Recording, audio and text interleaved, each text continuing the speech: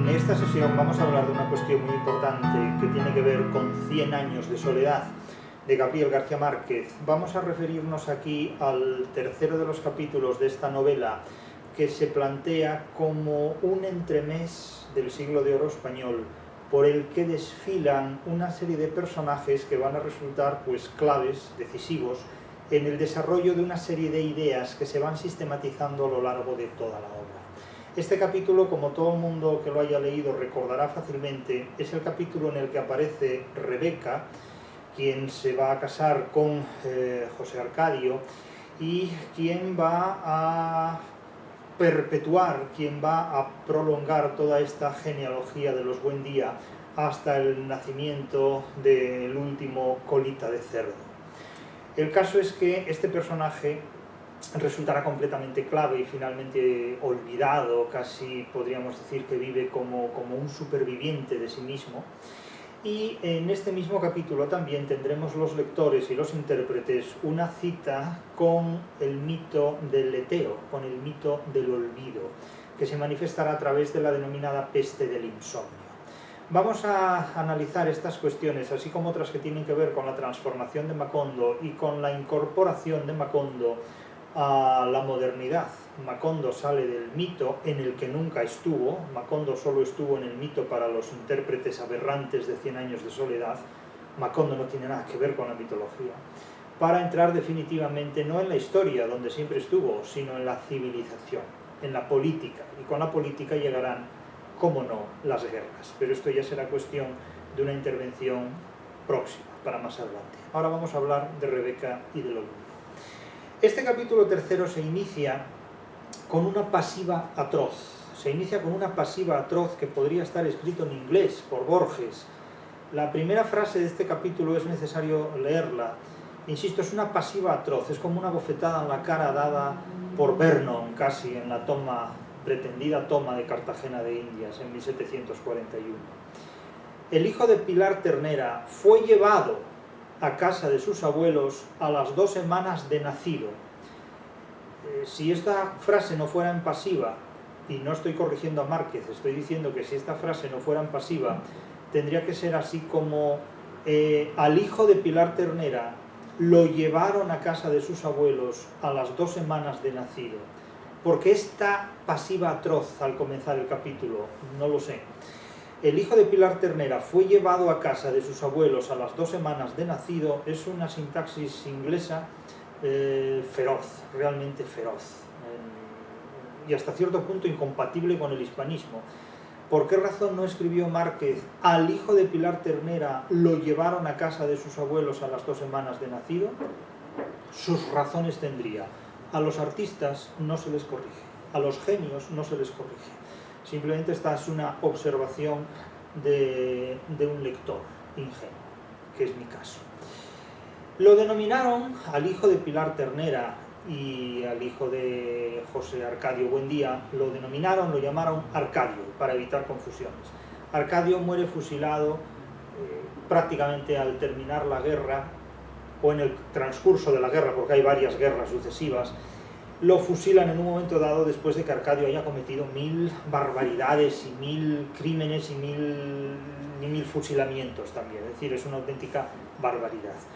Pero este capítulo, que se inicia con el nacimiento de Arcadio, alguien que, insisto, antes de morir asegurará la descendencia de los Buendía hasta el final de la novela, Macondo se está transformando, Macondo estaba transformando, dice probablemente este editor en una errata, se estaba transformando. José Arcadio Buendía no tuvo un instante de reposo, fascinado por una realidad inmediata que entonces le resultó más fantástica que el vasto universo de su imaginación. Es decir, que el progreso, la civilización, tenía contenidos que rebasaban las posibilidades imaginativas de José Arcadio. Claro, esta frase es enormemente irónica, porque o bien la civilización tiene un contenido imaginativo desbordante, muy superior al de José Arcadio, o bien la imaginación de José Arcadio es completamente ridícula, ¿no? Y la imaginación de José Arcadio se limita simplemente a tonterías y a estupideces.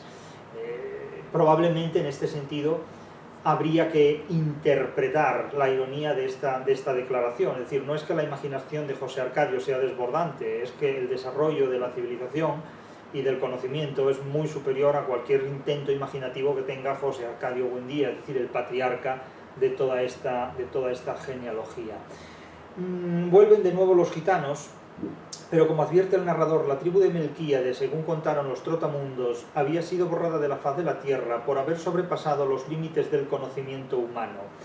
Bien, esta frase de nuevo tiene un sentido, tiene el sentido dominante que siempre un patriarca tronado completamente, enajenado y que de alguna forma no es capaz de interpretar ni de conocer el conocimiento humano hasta las últimas consecuencias, ni muchísimo menos, le suena muy rimbombante. A los lectores también les suena muy rimbombante este tipo de frases porque el lector de obras literarias que no está educado en el conocimiento y en la interpretación de la literatura se deja seducir muy fácilmente por lo que hay, y no hay nada que seduzca con más intensidad a un lector de obras literarias que los errores. También a los seres humanos comunes y corrientes. De hecho, la mayor parte de la gente se dedica a interpretar lo que la política es, y esta interpretación por lo que es la política es resultado de cómo el error seduce enormemente al ser humano reiteradamente, repetidamente, una y otra vez. Entonces, cuando se dice de alguien que ha sido borrado de la faz de la tierra por haber sobrepasado los límites del conocimiento humano, aquí la gente se cree Prometeo, encadenado a una roca con un buitre comiéndole las entrañas, o con un águila comiéndole las entrañas, lo que se prefiera. De tal forma que el hecho de haber sido borrado de la faz de la tierra por superar las pretensiones o los límites del conocimiento humano dota de dignidad a la víctima, casi a la víctima sacrificial. De tal forma que un pequeño patán como es Melquíades tiene teóricamente en este contexto una muerte muy noble. Luego veremos que Melquíades no ha muerto, sino que vuelve en un momento dado, y vuelve precisamente para pasar el resto de su vida en Macondo haciendo pseudoexperimentos y tonterías de lo más sugerentes, además con daguerrotipos, tratan de sacar una fotografía a Dios para demostrar su existencia, con lo cual imagínense ustedes en qué nivel de chifladura estamos hablando, ¿no? Es muy curioso esto, es muy curioso. En un momento dado, el patriarca utiliza la fuerza, digamos, de los presagios, de las prolepsis, para aventurar la llegada de un nuevo personaje. Y así se anuncia la llegada de Rebeca, de ese personaje de connotaciones bíblicas. Naturalmente la crítica siempre ve en los nombres de los personajes todo lo que se le ocurre.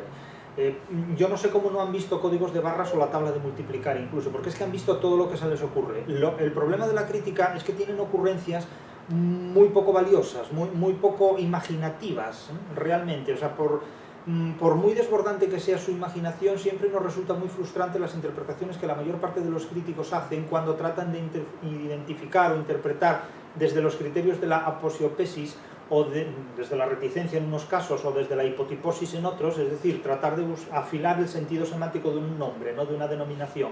Y entonces esta se llama Rebeca, entonces van a la Biblia y van a interpretar a ver qué es todo lo que significa el término, la onomástica de Rebeca en la Biblia, y tratar de ver hasta qué punto pues Gabriel García Márquez va a reproducir el sentido bíblico del nombre Rebeca dentro de 100 años de soledad, como si esto en algo así hubiera pensado alguna vez García Márquez, o incluso aunque lo hubiera pensado, como si eso revelara los secretos del texto, ¿no?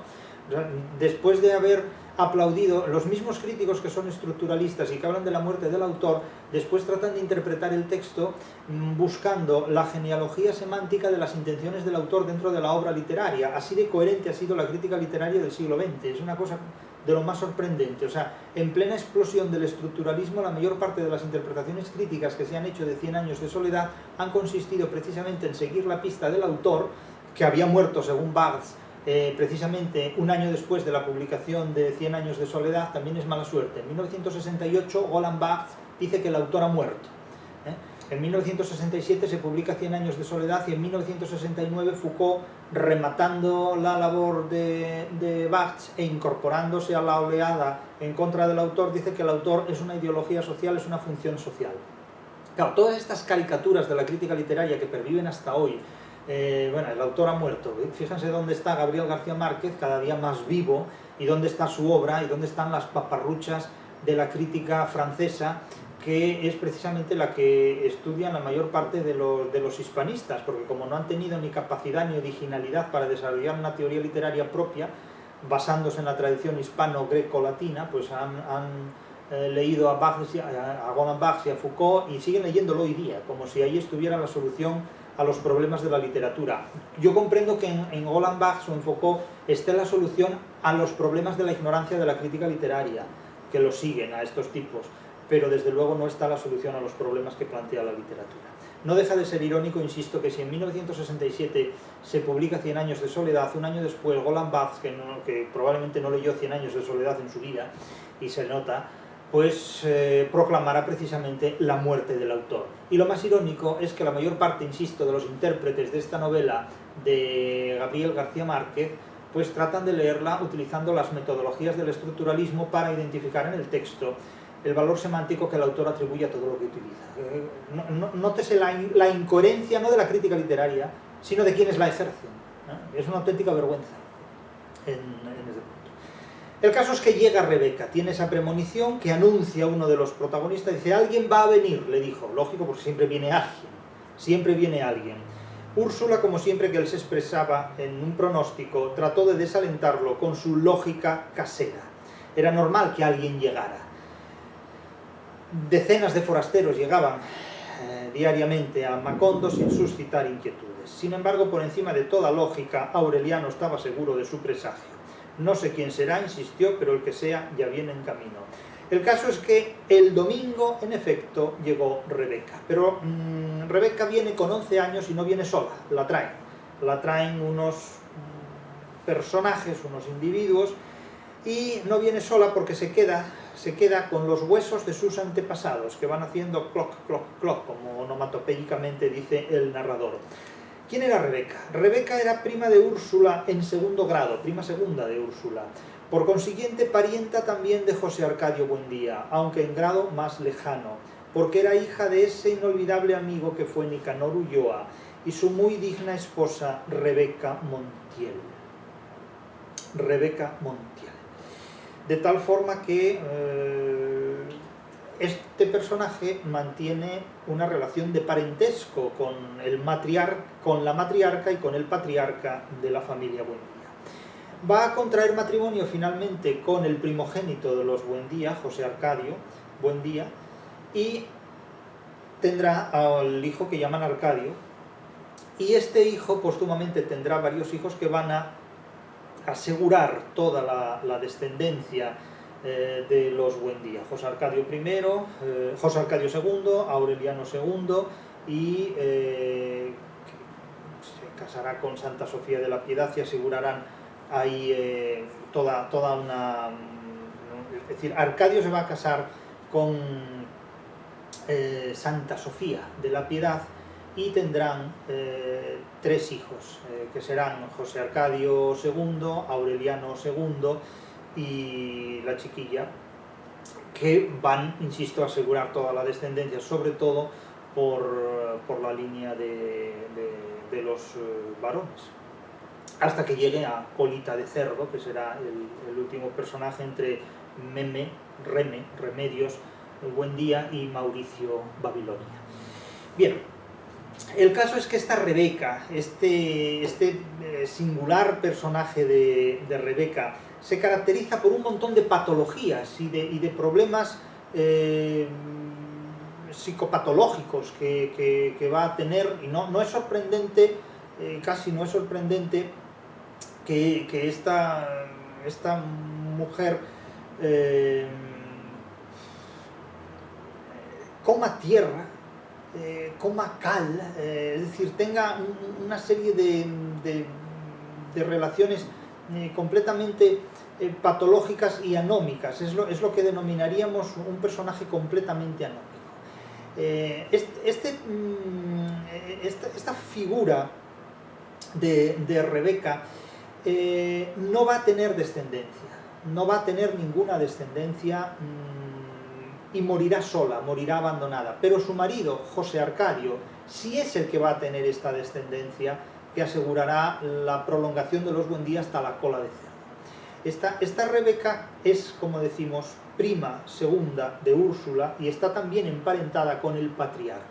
Y se va a casar con José Arcadio, pero no tendrá la descendencia. La descendencia de José Arcadio vendrá de la mano de Pilar Ternera y sería una descendencia ilegal. De ahí que la pasiva con la que se inicia este capítulo hace referencia precisamente al hijo de Pilar Ternera, que fue llevado en esa pasiva atroz, que fue llevado a casa de los Buendía y educado como uno de ellos, que se llamará Arcadio, el que sería fusilado. Este Arcadio sí contraerá matrimonio con Santa Sofía de la Piedad y de ahí saldrán los tres hijos que asegurarán la descendencia, que serán Aureliano II, José Arcadio II y Remedios la Bella. Es decir, es una genealogía que hay que trazar con mucha atención para no perderse. Ahora estamos con Rebeca, este personaje que, insisto, adquiere una antología de patologías humanas. Es un personaje anómico, es probablemente el más anómico de todos los personajes de 100 años de soledad, que son una buena colección de personajes anómicos y de personajes profundamente patológicos, terriblemente patológicos. A esta chiquilla, esta niña de 11 años que llega con los huesos de sus padres y una carta de recomendación de quienes la acompañan para que la cuiden, para que la protejan, revelaban una mala salud y un hambre más viejas que ella misma. Se llegó inclusive a creer que era sordomuda, porque las posibilidades de comunicación con ella eran muy torpes. Ella no hablaba ni siquiera español, hablaba la lengua de los indígenas, que aquí se considera como casi una lengua que está apartada de la civilización. Se quedaron con ella porque no había más remedio, pero en principio no hay ningún magnetismo ni ninguna empatía hacia esta niña. Pasó mucho tiempo antes de que Rebeca se incorporara a la vida familiar. Sentada en el mecedorcito a chuparse el dedo en el rincón más apartado de la casa. Nada le llamaba la atención, salvo la música de los relojes que cada media hora buscaba con ojos asustados, como si esperara encontrarla en algún lugar del aire. Es decir, es una criatura, podríamos decir que desvalida en todos los sentidos, y a la que resulta muy difícil incorporar a la civilización. Es una criatura que brota de la barbarie, procede de la barbarie, no ha recibido ninguna formación, ninguna educación, y resulta difícil civilizarla. De hecho, hay una escena de auténtica animalización que casi parece tomada de la película El Exorcista, cuando tratan de darle alimentos o medicamentos. Rebeca era tan rebelde y tan fuerte, es decir, son atributos propios del mundo salvaje, a pesar de su raquitismo, que tenían que barbearla como a un becerro para que tragara la medicina. Claro, imagínense esta situación, es decir, barbearla es lo que se hace a las vacas, a los animales, a los cuadrúpedos, es decir, a las reses, en una palabra, que se las coge por el cuello, por el hocico, por los cuernos, hasta dar en tierra con el animal para poder manipularlo. Quiero decir que se le aplica, el narrador aquí le aplica a una niña de apenas 11 años el tratamiento que se les hace a las reses, no sé, cuando las hay que marcar o cuando las hay que tratar de alguna manera, ¿no? Contraria a su voluntad, por supuesto.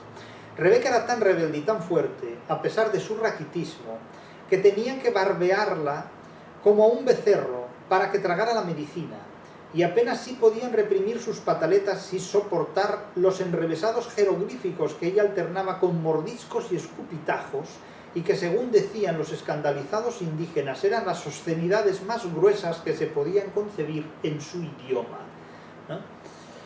De tal manera que, claro, aquí la lengua determina la civilización. El español es la lengua de la civilización, el español es la lengua de la inteligencia, el español es la lengua de la cultura. Eso lo sabemos todos los que hablamos español, y los que no, tenéis muchas otras lenguas que hablar para que nadie os entienda. Así que empezad cuando os dé la gana. Cuando Úrsula lo supo, complementó el tratamiento con correazos. Úrsula, que tiene mano de santo y mano de terciopelo, pues utilizó la correa cuando supo que lo que estaba diciendo en aquellas lenguas eran obscenidades de las más gruesas, ¿no? que había. Aquí lo que se presenta en definitiva es hablar español como signo de civilización. Rebeca empezó a dar muestras de restablecimiento después de los correazos, curiosamente. Participó en los juegos de Arcadio y Amaranta, que la recibieron como una hermana mayor, y comió con apetito sirviéndose bien de los cubiertos. Pronto se reveló que hablaba el castellano con tanta fluidez como la lengua de los indios, que tenía una habilidad notable para los oficios manuales y que cantaba el valse de los relojes con una letra muy graciosa que ella misma había inventado. Quiero decir que se canalizó, digamos, su imaginación y su espontaneidad. Pero Rebeca es una caja de sorpresas. Rebeca importa a Macondo lo que se denominará, lo que el propio narrador denomina la peste del insomnio, es decir, la enfermedad del olvido, porque ese insomnio les provocaba olvido.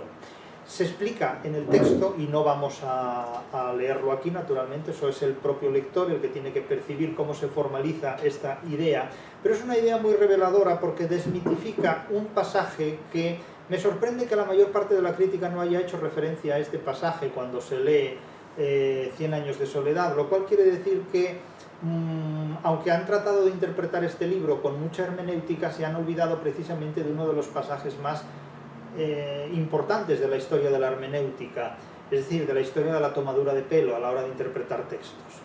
El propio pasaje de Gabriel García Márquez es muy lúdico y muy borgiano a la hora de hablar de la idea del olvido. Pero notemos la escena, antes hablaba del exorcista y vuelve de nuevo esta imagen cinematográfica. Se incorporó a la armada Rebeca, creyendo que había entrado un animal en el cuarto, y entonces vio a Rebeca, porque es la protagonista de esta secuencia, en el mecedor, chupándose el dedo y con los ojos alumbrados como los de un gato en la oscuridad. Imagínense ustedes esto, que se levantan un día por la noche en su casa y se encuentran pues a una criatura que tengan con los ojos alumbrados como los de un gato en la oscuridad y pues meciéndose en una mecedora, ¿no? Pasmada de terror, atribulada por la falta de su destino, Visitación reconoció en esos ojos los síntomas de la enfermedad, cuya amenaza los había obligado a ella y a su hermano a desterrarse para siempre de un reino milenario en el cual eran príncipes. Era la peste del insomnio. Nótese cómo toda esta vulgaridad de la realidad está confitada, está ribeteada, está bordada formalmente con una serie de expresiones y de referencias como si esto procediera de un cuento de hadas, ¿no? Es decir, un reino milenario a desterrarse para siempre de un reino milenario en el cual eran príncipes, ¿no? Y yo rey de mi casa. Era la peste del insomnio. Entonces, a partir de aquí se describe cómo los personajes no duermen, no tienen sueño, y a medida que van pasando las noches y no duermen, progresivamente durante el día van olvidando las experiencias pasadas. Esto es casi un cuento de Borges dentro del pasaje clave de 100 años de soledad, el mito del olvido. El olvido quería decir que cuando el enfermo se acostumbraba a su estado de vigilia, empezaban a borrarse de su memoria los recuerdos de la infancia, luego el nombre y la noción de las cosas, y por último la identidad de las personas y aun la conciencia del propio ser, hasta hundirse en una especie de idiotez sin pasado. El mito del olvido, que aquí se presenta en los términos del realismo mágico, como si algo así fuera posible, y además esta experiencia absolutamente sobrenatural y por tanto imposible se codifica y se manifiesta en la obra como si fuera algo completamente natural y completamente cotidiano. Es decir, normalmente la gente pues deja de dormir de la misma manera que puede dejar de... iba a decir de copular, pero esto es bastante difícil. La gente deja antes de dormir... estos personajes de 100 años de soledad dejan de dormir antes que copular, ¿no? Es decir, son hispanos, genuinamente hispanos. Es decir, la importancia del sexo en 100 años de soledad es absolutamente fundamental. Es una novela que el protestantismo jamás habría podido concebir. En este punto, 100 años de soledad es una novela que el protestantismo jamás habría podido concebir. Si Vernon hubiera tomado Cartagena de Indias en 1741, 100 años de soledad no se habría escrito jamás. No se habría escrito jamás, porque el protestantismo y el anglicanismo no permiten que novelas de esta naturaleza puedan ser concebidas, permítaseme la pasiva irónicamente, por el género humano. Una de las grandezas del hispanismo, y no hay que avergonzarse de ella, es la capacidad sexual de sus protagonistas. Sinceramente, toda la literatura hispánica es de una exuberancia sexual impresionante, desde La Celestina o el libro del arcipreste hasta hasta la regenta, a pesar de todo, y no hablemos del Quijote, A la hora de no se alarmaron hasta el tercer día, cuando a la hora de acostarse se sintieron sin sueño y cayeron en la cuenta de que llevaban más de 50 horas sin dormir. Habían contraído, en efecto, la enfermedad del insomnio, la peste del insomnio, cuya consecuencia es el olvido. Pero nótese sobre todo la naturalidad con la que lo sobrenatural se incorpora a lo cotidiano. Esto es la esencia del realismo mágico. Lo sobrenatural incorporado naturalmente, con toda naturalidad, a la vida cotidiana, a algo tan natural como es el dormir. ¿Qué remedios utilizan contra la peste del insomnio? Pues, muy curioso, todos los forasteros que por aquel tiempo recorrían las calles de Macondo tenían que hacer sonar su campanita para que los enfermos supieran que estaban sanos, al revés de lo que ocurría con los leprosos en tiempos pasados. Igual que ocurre hoy, que hay que llevar la mascarilla, aunque no se tenga el virus, pues presuntamente para no contraerlo, el COVID, o presuntamente para no transmitirlo. La naturalización de lo imposible dentro del seno de la vida cotidiana y dentro de lo posible es una de las características básicas del realismo mágico. Tan eficaz fue la cuarentena, hablamos de 100 años de soledad, no del 17 de agosto de 2020, tan eficaz fue la cuarentena que llegó el día en que la situación de emergencia se tuvo por cosa natural, es decir, la naturalidad, y se organizó la vida de tal modo que el trabajo recobró su ritmo y nadie volvió a preocuparse por la inútil costumbre de dormir. Bien, asumieron que nadie dormía, pero las consecuencias de esta peste del insomnio es la de sumergirse en el olvido, la de olvidar toda experiencia vivida, todo conocimiento posible y, por supuesto, olvidarse también de la propia personalidad. Esta es la inversión del mito de Zeus, que es el que se expone en el diálogo platónico, en el Fedro de Platón, si no me equivoco. Platón condenaba la escritura porque decía que provocaba el olvido. Y en este episodio de 100 años de soledad se condena precisamente el olvido al que solo se puede superar mediante la escritura. Es la inversión del mito de Zeus, hasta tal punto de que la escritura se afina en Macondo, fue más explícita. El letrero que colgó en la cerviz de la vaca era una muestra ejemplar de la forma en que los habitantes de Macondo estaban dispuestos a luchar contra el olvido. Le cuelgan en el lomo de la vaca, en la cerviz de la vaca, le cuelgan esto, ¿no? Esta es la vaca, hay que ordeñarla todas las mañanas para que produzca leche y a la leche hay que hervirla para mezclarla con el café y hacer café con leche. Esto era lo que le colgaban en el cuello, en la cerviz, en el lomo, a las vacas, para saberlo. Claro, Platón, que era muy inteligente, consideraría que esto, la escritura, provoca el olvido. Y durante siglos se consideró que Platón tenía razón, hasta que Gabriel García Márquez, irónicamente, está burlándose, no digo de Platón, al que Gabriel García Márquez no necesitó leer para escribir 100 años de soledad. Fíjense la potencia que tiene esto que acabo de decir, Para escribir 100 años de soledad no es necesario leer a Platón. Aquí esta lucha constante entre la filosofía y la literatura, claro, también se puede decir, ya bien se nota, sí, bien se nota, pero así continuaron viviendo en una realidad escurridiza, momentáneamente capturada por las palabras, pero que había de fugarse sin remedio cuando olvidaran los valores de la letra escrita. Claro, yo no sé si Emilio Lledó ha leído 100 años de soledad y si ha leído este pasaje, pero de la misma manera que Márquez no ha necesitado leer a Platón para escribir 100 años de soledad, seguramente Emilio Lledó no ha necesitado leer este pasaje para enterarse de cosas importantes. Pero leamos ahora lo que dice Platón en el Fedro. Platón en el Fedro relata el mito de Zeus, que todo el mundo conoce, y sin duda Gabriel García Márquez también. Las palabras del Fedro platónico son estas: oí que había por Náucratis en Egipto uno de los antiguos dioses del lugar, al que por cierto está consagrado el pájaro que llaman Ibis. El nombre de aquella divinidad era el de Zeus. Fue este quien primero descubrió el número y el cálculo, y también la geometría y la astronomía, y además el juego de damas y el de dados, y sobre todo las letras. Por aquel entonces era rey de todo Egipto Tamus, que vivía en la gran ciudad de la parte alta del país, que los griegos llaman la Tebas egipcia, así como a Tamus llaman Amón. A él vino Zeus y le mostraba sus artes, diciéndole que debían ser entregadas al resto de los egipcios, otra pasiva, que debían entregarse. Bueno. Pero él le preguntó cuál era la utilidad que cada una tenía, que cada arte tenía. Y conforme se las iba minuciosamente exponiendo, lo aprobaba o desaprobaba según le pareciese bien o mal lo que decía.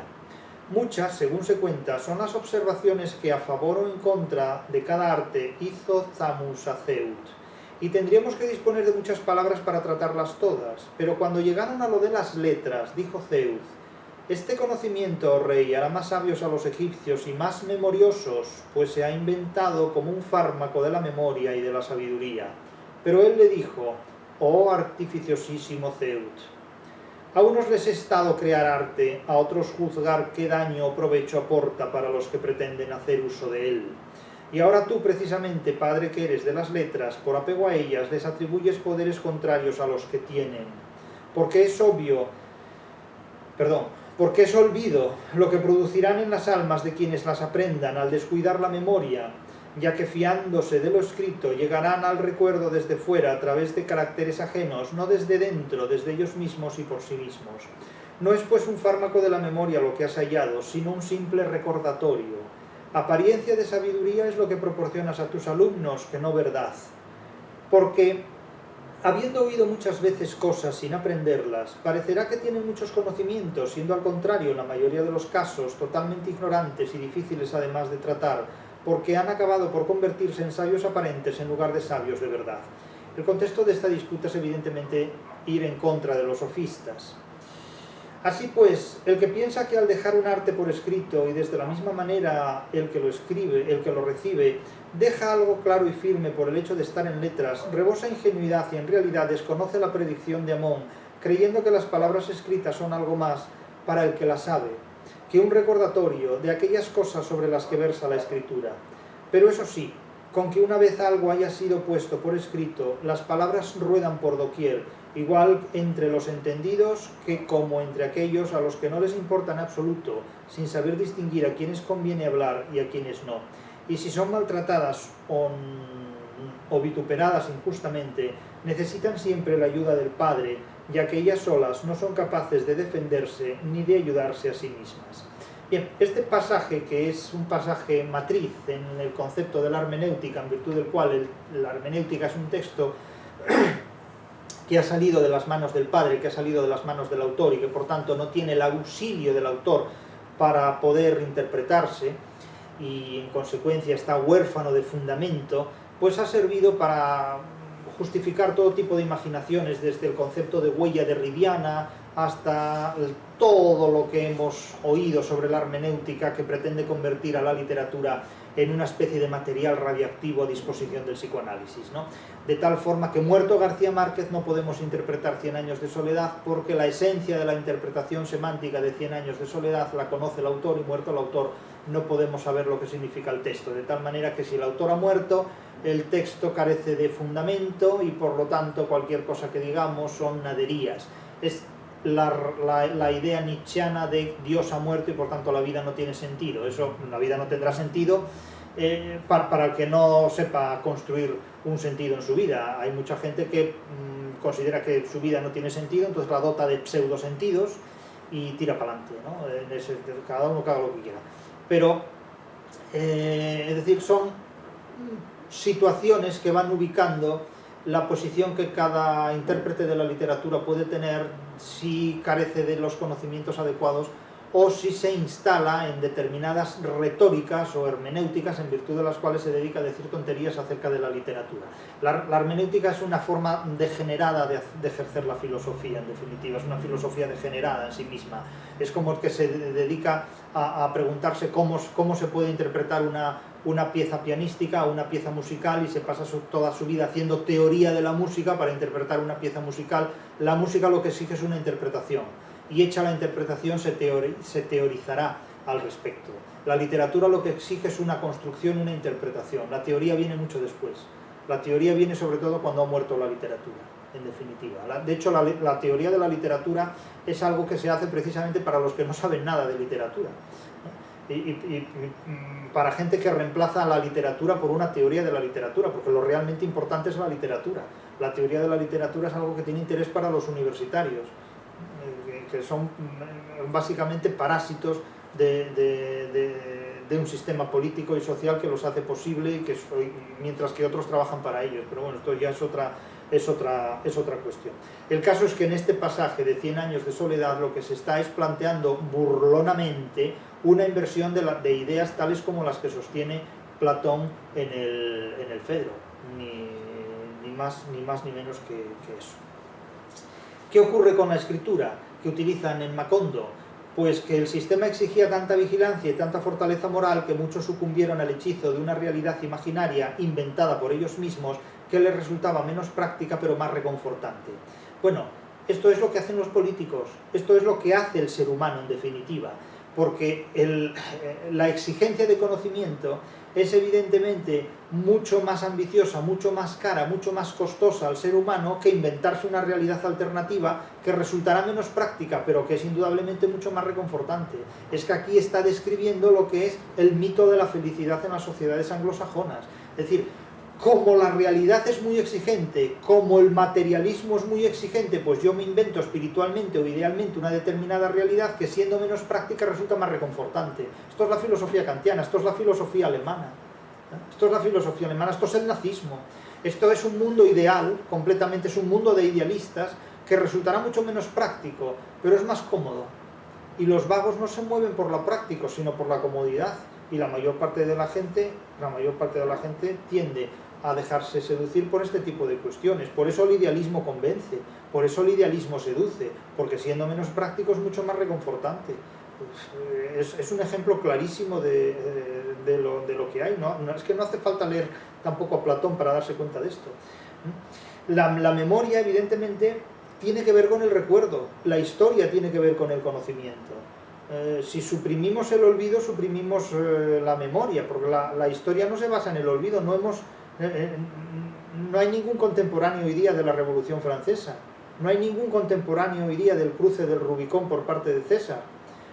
Por lo tanto, hay hechos históricos que o se conocen porque se han estudiado científicamente, se han verificado, se han comprobado científicamente, o hay vivencias que quedan completamente diluidas en la psicología personal o en la psicología social, en el psicologismo o en el sociologismo, en suma y en definitiva. Es decir, la memoria tiene que ver con el recuerdo, la historia tiene que ver con el conocimiento. La memoria exige recuerdo, la historia exige conocimiento, y un conocimiento que tiene que ser científico. Y yo no me voy a plantear ahora, es que si la historia es científica o no es científica. Mire, vamos a ver, preguntarse si la historia es una metodología científica es una pregunta que solo se la hacen los que no tienen nada que hacer ni con la historia ni con la ciencia.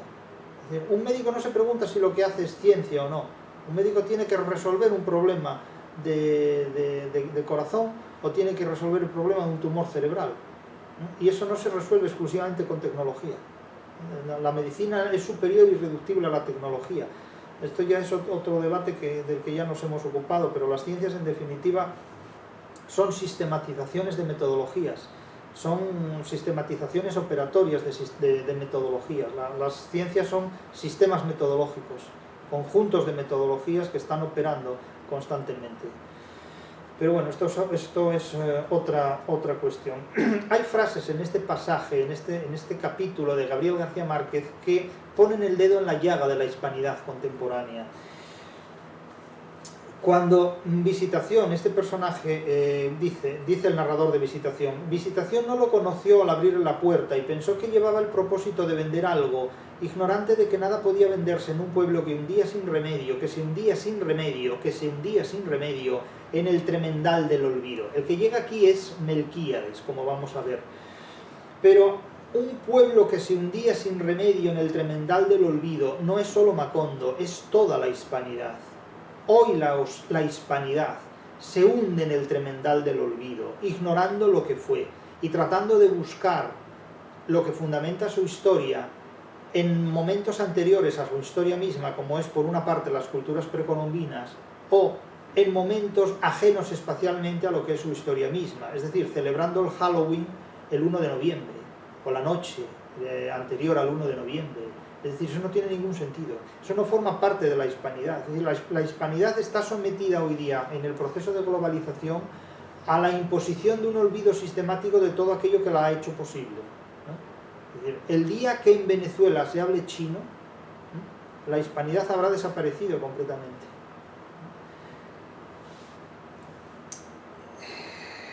Agradecédselo a Simón Bolívar, ese que llamáis el libertador, ese que os puso fronteras entre vosotros y nosotros, ese tío. Nada podía venderse en un pueblo que se hundía sin remedio en el tremendal del olvido.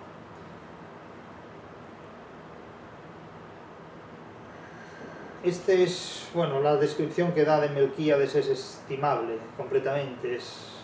Era un hombre decrépito, aunque su voz estaba también cuarteada por la incertidumbre y sus manos parecían dudar de la existencia de las cosas. Es Melquíades que vuelve, no ha muerto, y vuelve para instalarse definitivamente en Macondo y convivir con los Buendía, y en particular con José Arcadio Buendía, con el patriarca. Abrió la maleta atiborrada de objetos indescifrables, y es Melquíades el que trae la medicina contra la peste del olvido, porque esto es puro realismo mágico, evidentemente. Abrió la maleta atiborrada de objetos indescifrables, y entre ellos sacó un maletín con muchos frascos. Le dio a beber a José Arcadio Buendía una sustancia de color apacible, nótese la hipálaje. Lo apacible no es el color, sino en todo caso el sabor o los efectos. Y la luz se hizo en su memoria. Claro, es una cosa mágica, ¿no? Se toma una especie de jarabe, de un líquido que le hace superar el problema de la peste, del insomnio, recupera la memoria, recupera el sueño, la normalidad vuelve a Macondo gracias a Melquíades, ¿no? Un personaje singular. José Arcadio Buendía y Melquíades le sacudieron el polvo a su vieja amistad. El gitano iba dispuesto a quedarse en el pueblo. Había estado en la muerte, en efecto, pero había regresado, aunque no pudo soportar la soledad. Los 100 años de soledad que nadie puede soportar, ¿no? Soledad que nunca se explica en realidad lo que es la soledad, porque están todos más juntos que Dios, y sin embargo están quejándose todo el día de la soledad. Vamos, es que no, pues si vivieran en los tiempos de ahora, si vivieran en el mundo anglosajón, donde la soledad es feroz. El hispanismo no conoce la soledad. El título de esta obra es el gran engaño de la obra. Aquí no hay ningún personaje que esté solo nunca. Están acompañados por los difuntos, por los vivos, por los muertos, por las imaginaciones. La soledad no existe en el hispanismo. La soledad es una experiencia importada del mundo anglosajón. El hispano no sabe lo que es la soledad. No sabe lo que es la soledad. La soledad es la amenaza del mundo anglosajón. El hispanismo no conoce lo que es la soledad. El título de la obra es un título completamente engañoso. Ni un solo personaje vive a solas, ni está solo nunca, está siempre acompañado de todos los demás. Si no es presencialmente, no diré telemáticamente, eso es como estamos ahora, sino imaginariamente. Los muertos visitan a los vivos constantemente en 100 años de soledad. Aquí, en 100 años de soledad, nadie está solo nunca. El título es la mayor trampa de la obra. El título es la mayor trampa de la obra, en definitiva. En el hispanismo no existe la soledad. En el mundo hispano no hay soledad. El que quiera saber lo que es la soledad, que vaya a los Estados Unidos. El que quiera saber lo que es la soledad, que se adentre en el mundo anglosajón. Ahí está la soledad. La soledad está desterrada de la hispanidad. El título de 100 años de soledad es el mayor engaño de la literatura construida en el siglo XX.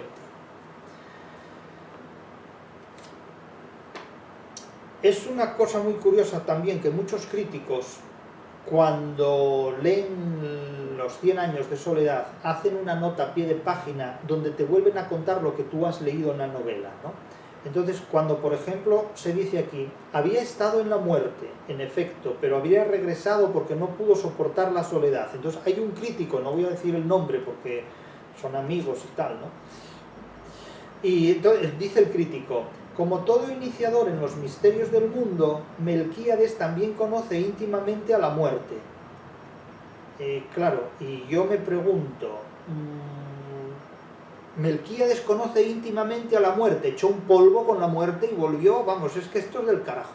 Vamos, es que es lo que dice la crítica literaria de 100 años de soledad, hace que la novela sea más graciosa de lo que ya es todavía. O sea, realmente eso o sea, conoce íntimamente a la muerte, y se metió en la cama con la muerte, le hizo ahí una tal y cual a la muerte y volvió y lo cuenta. O sea, ¿cómo es esto? Pues madre mía, menuda soledad más estupenda tiene aquí el Melquíades. Como todo iniciador en los misterios del mundo. ¿Y en qué misterios del mundo nos inicia Melquíades?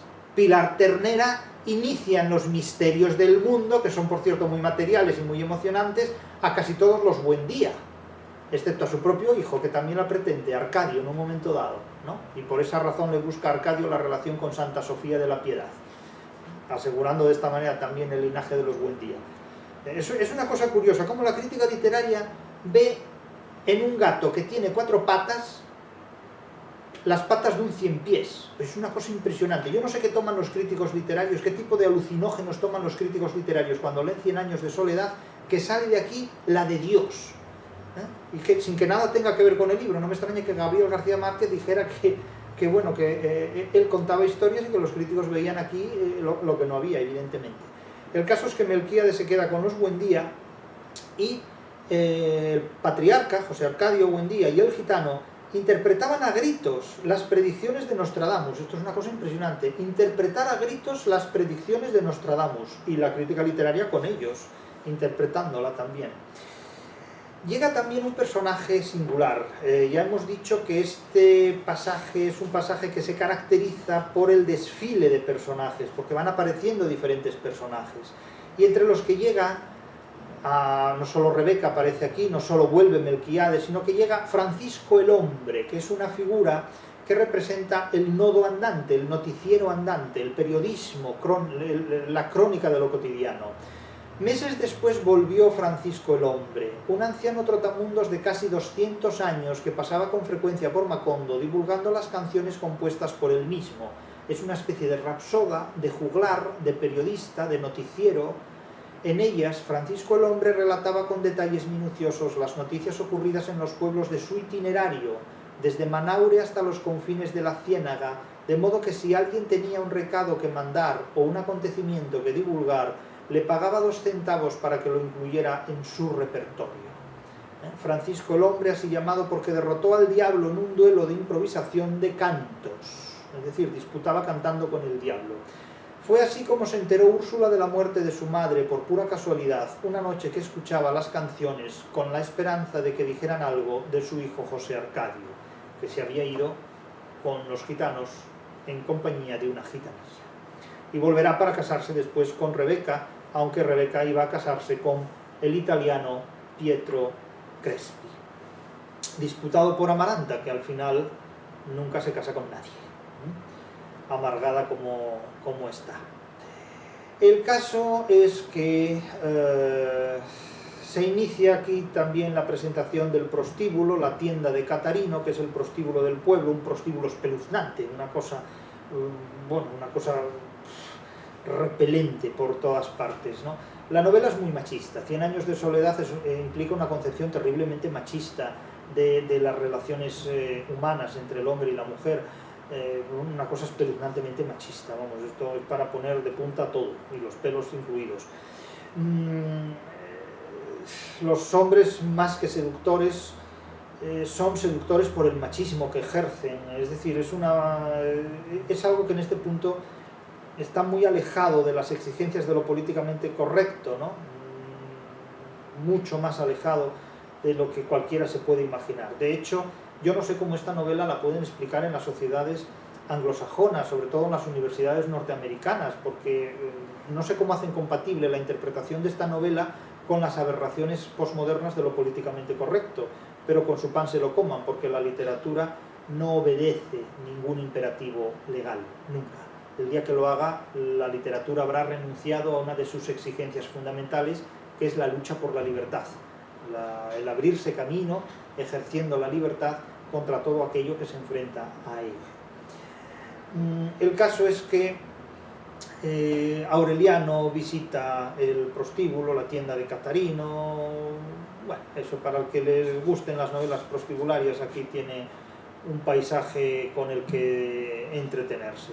Tiene una frustración que luego compensará, porque tiene nada menos que 17 hijos por el mundo adelante, que aparecerán en Macondo todos ellos, Aureliano triste, Aureliano centeno, es decir, ya los irá conociendo el lector. El tiempo aplaca su propósito atolondrado, pero agravó su sentimiento de frustración y se refugió en el trabajo. No será así, porque, insisto, luego tendrá hasta 17 hijos. Esta inicial frustración sexual de Aureliano en el prostíbulo de Catarino. El caso es que, entre tanto, su padre y el gitano Melquíades tratan en el laboratorio con daguerrotipos y tratan de probar la existencia de Dios, pretendiendo hacerle una especie de foto a Dios, tratan de hacer el daguerrotipo de Dios, tratan de sorprender a Dios en un momento dado y demostrar así para siempre su existencia. Es más, esto es muy gracioso, ¿no? Porque enormemente gracioso, sobre todo en los tiempos en los que estamos. El laboratorio de daguerrotipos a los delirios de José Arcadio Buendía, quien había resuelto utilizarlo para obtener la prueba científica de la existencia de Dios. No diremos que es lo mismo que la prueba científica de la teoría de la literatura como ciencia de la literatura, que esto también tiene mucha gracia, sino para obtener la prueba científica de la existencia de Dios. Aquí hay unas burlas clarísimas a lo que son las pretensiones del fundamentalismo científico, ¿no? Consideramos que si algo tiene un fundamento científico, vale más que lo que no tiene fundamento científico. Entonces, para que algo tenga, digamos, respeto o reconocimiento público, tiene que tener un fundamento científico, y si no lo tiene no vale, y si lo tiene vale más que si no lo tiene. Bien, pues aquí lo mismo, aquí lo que se buscaba era el fundamento científico de la existencia de Dios, no el fundamento filosófico, sino el fundamento científico. El fundamento filosófico es completamente gratuito, porque basta ordenar una serie de ideas para llegar a una conclusión, que en definitiva la filosofía no es más que el modo de relacionar las ideas de las que disponemos. Pero claro, las ideas las construimos a partir de hechos que con frecuencia tienen una demostración científica. Es decir, sin ciencia no hay filosofía. Sin ciencia no hay filosofía. Por lo tanto, claro, lo que hay es un conjunto de conocimientos que podemos llamar filosóficos por aquello de que todos filosofamos y todos hacemos filosofía. ¿Por qué?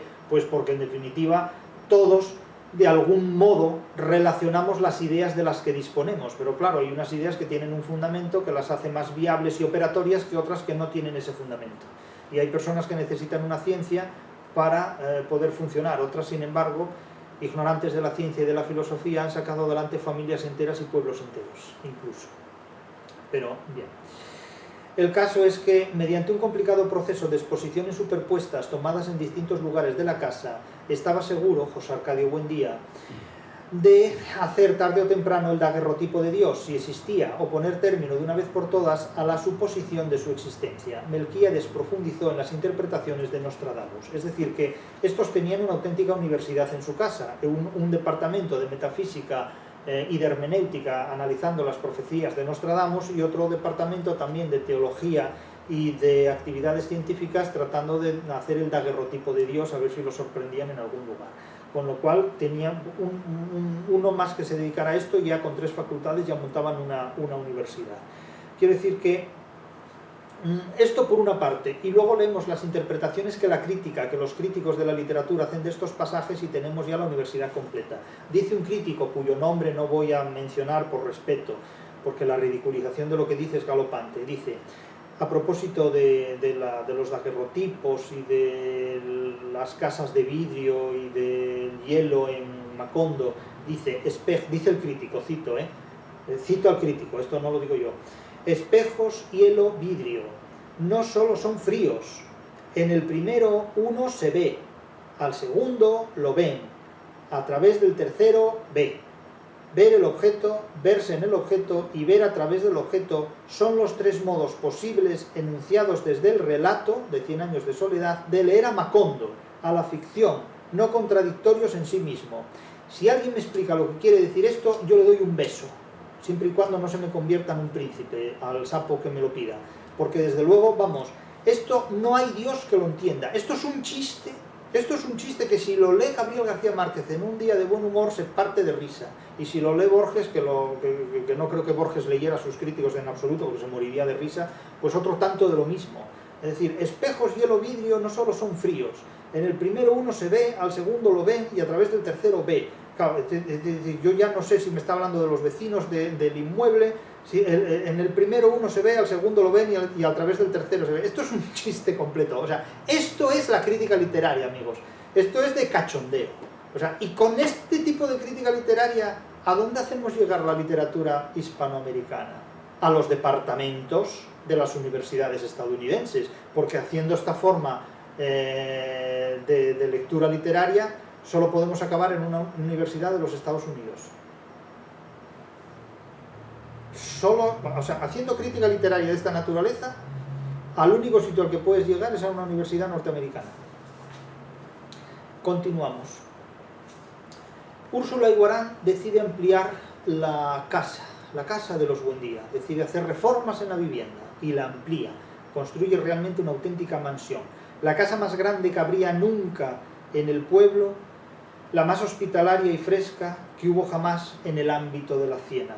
José Arcadio Buendía, tratando de sorprender a la divina providencia en medio del cataclismo de la obra, fue quien menos lo entendió. Es decir, que es Úrsula quien no sabe filosofía, quien no sabe ciencia, quien no ha tenido ningún tipo de estudios y que no se preocupa de las preocupaciones del patriarca, de hacerle la foto a Dios, a la divina providencia en medio de las obras, es la que echa a andar la casa y la que hace prosperar incluso el pueblo, porque fue Úrsula la que trajo la técnica, la tecnología a Macondo, y no Melquiades, y no José Arcadio Buendía. Con la civilización llega también la política, llega el corregidor. Aquí se produce de nuevo la llegada de otro personaje. Ha llegado Rebeca, vuelve Melquíades, vuelve Francisco el Hombre, llega también el corregidor.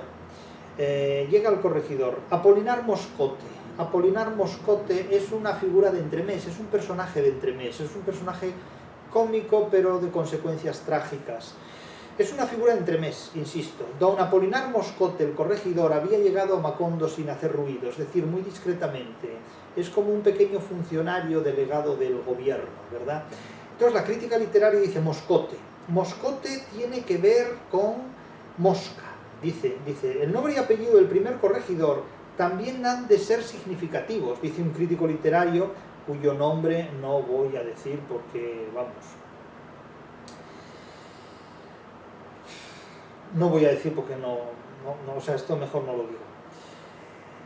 El nombre y apellido tienen que ser significativos y dice, Moscote evoca mosca y los sentidos figurados peyorativos de la palabra.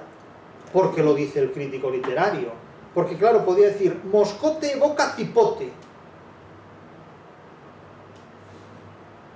Moscote evoca, pues no sé, mosquito, o moscovita, o cualquier ocurrencia onomatopéyica, ¿no? O paranomásica, por ejemplo. Dice, evoca mosca te evoca mosca a ti. Claro, es que es como decir, y los sentidos figurados peyorativos de la palabra. ¿Y por qué figurados no peyorativos también? O sea, es que las ocurrencias de la crítica literaria son penosas completamente. O sea, esto es un insulto a la novela, abiertamente, en definitiva. Aquí lo que tiene ritintín, lo que tiene, digamos, un valor semántico peyorativo, es la terminación, enote, que propia pues, de virote y de todos aquellos términos que de alguna manera son despreciativos en un sentido voluminoso, por una acumulación de características que no son precisamente las más afables. Este corregidor va a tener inmediatamente un enfrentamiento porque, claro, representa la autoridad política que va a intervenir en los asuntos de Macondo, que hasta entonces estaban en una autoridad patriarcal. De tal manera que, como le dice José Arcadio en su entrevista, en este pueblo no mandamos con papeles, dijo sin perder la calma José Arcadio a Moscote. Y para que lo sepa de una vez, no necesitamos ningún corregidor porque aquí no hay nada que corregir. Claro, esta es una escena que nos puede hacer pensar en un actor como Paco Martínez Soria o en Bienvenido Mr. Marshall o cosas de este tipo. Esta es una escena de pueblo muy cómica, muy de entremés, muy de Lina Morgan, muy de zarzuela, en definitiva. Pero la alternativa es o la mafia local o el gobierno del Estado. Y este es el gran conflicto que siempre ha tenido Hispanoamérica, es decir, el feudalismo o el Estado. Y este es un problema que vuelve a tener hoy día también la hispanidad y que tenemos en España. Cuando el poder del Estado se desvanece, cuando el poder del Estado no alcanza una representación competente y válida, lo único que domina, lo único que se impone es el poder patriarcal, o el poder feudal, o el poder mafioso, o el poder eclesiástico, en definitiva. Con todas las formas de poder y con todo lo negativo que puede atribuirse al Estado, personalmente prefiero el Estado ante cualquier otra forma de fratría, es decir, ante cualquier otra forma de organización gentilicia. Prefiero el Estado a la multinacional, prefiero el Estado a la Iglesia, prefiero el Estado a la mafia, prefiero el Estado a las comunidades autónomas, prefiero el Estado a los independentistas, prefiero el Estado a cualquier organización terrorista, en definitiva. Porque en el Estado, de alguna manera, podemos intervenir todos, sobre todo si la democracia lo es de verdad, y no es una democracia posmoderna, destinada a destruir el Estado. Pero el conflicto que aquí se plantea en términos muy graciosos, porque aquí nos cae muy bien José Arcadio Buendía y porque nos parece que Moscote es un tontorrote y es un personaje figurín de entremés, pues es muy simpático todo lo que nos dice José Arcadio, pero José Arcadio representa la mafia local y Moscote representa al Estado. Otra cosa es que el Estado esté en manos de mafiosos estatales, que eso es otra cuestión, que dará lugar a la guerra, como veremos en los capítulos iniciales. Pero ni lo uno ni lo otro, ni lo blanco ni lo negro, ¿no? Ni lo blanco ni lo negro. El caso es que es una escena de entremés cómico que aún se prolongará en pasajes siguientes, cuando de nuevo vuelven a discutir otra vez, porque a Moscote lo echan del pueblo, pero vuelve con militares que lo protegen.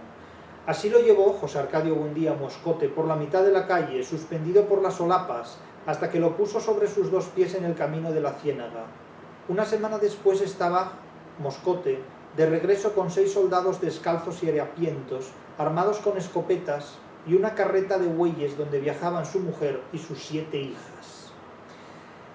Los fundadores de Macondo, resueltos a expulsar a los invasores, fueron con sus hijos mayores a ponerse a disposición de José Arcadio Buendía, pero él se opuso, según explicó, porque don Apolinar Moscote había vuelto con su mujer y sus hijas, y no era cosa de hombres abochornar a otros delante de su familia, así que decidió arreglar la situación por las buenas.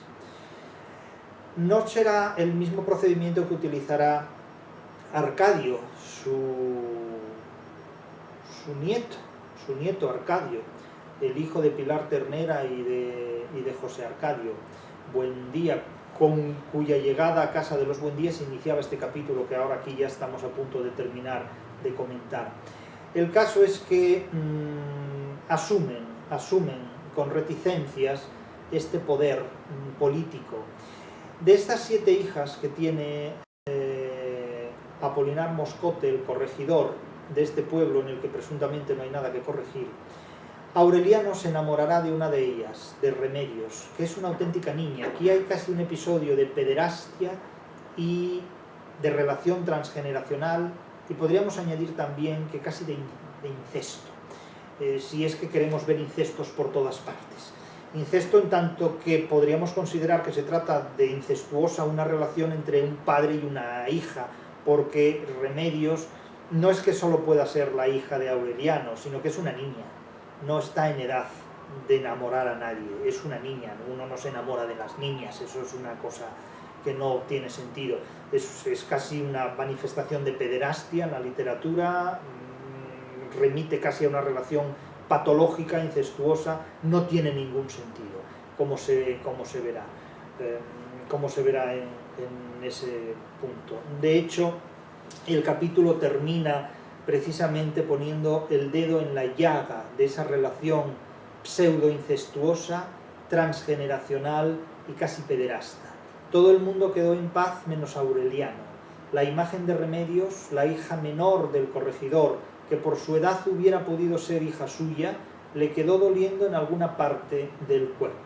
Nótese que la mayor parte de las relaciones sexuales que tienen lugar dentro de esta novela son relaciones patológicas y excesivas, hiperbólicas, en algunos casos extremadamente hiperbólicas, como el caso de la relación sexual que mantienen Rebeca con José Arcadio, que llegaban a echar, a ver cómo sigo de la frase, porque después de lo que acabo de decir, que llegaban a mantener relaciones sexuales 8 veces seguidas durante la noche y despertaban al pueblo escandalizando por los gritos que daba Rebeca o interrumpía la siesta hasta 3 veces por los gritos que daba Rebeca cada vez que José Arcadio mantenía relaciones sexuales con ella y ella con él, claro.